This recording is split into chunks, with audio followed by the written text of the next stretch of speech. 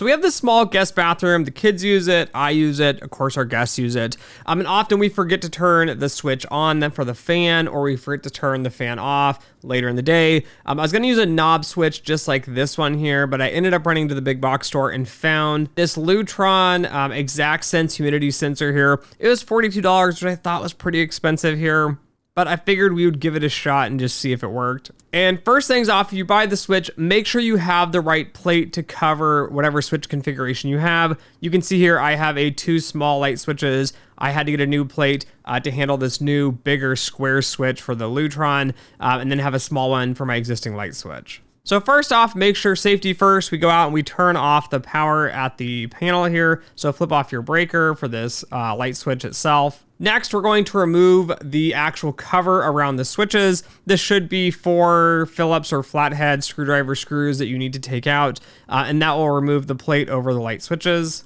Next, we're going to need to remove the switch itself. It should still be a flathead, or you can use a number 2 like square one. Just use a flathead. It typically is easier to use one screwdriver for the whole job. And you're going to take out the top screw and the bottom screw on the old switch for the fan. And then you're going to pull the switch out of the box itself, and you're going to unscrew the 2 Phillips screws, and there is a slot. You can use the flathead as well.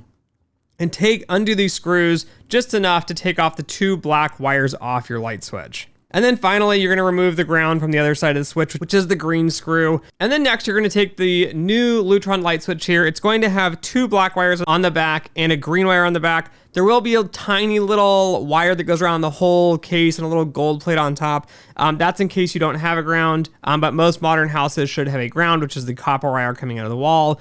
And then you're going to take your nut caps and you're just going to tighten down the 2 black wires that are hanging out now from your old switch and screw those onto the back of the 2 black wires here on the back of the Lutron switch. And then you're going to have to strip the green wire. I'm using a razor blade for this. It's best to use actual wire pliers and strip it.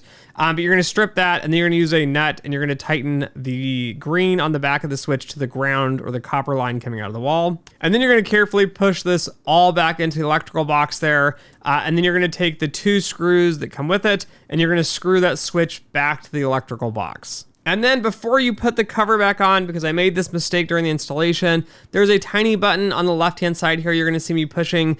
There are 4 lights. If you have 4 lights, it's 45 minutes. If you press it once, it will go down to 3 lights, which is 30 minutes. You press it once more, it goes to 20 minutes. And then finally, it is going to be 5 minutes. I am using 3 lights for 30 minutes here. So when you click the switch manually, it will run for 30 minutes. If you take a shower and it has humidity, it will run for 30 minutes after that. And then finally, take your cover switch and put it back on.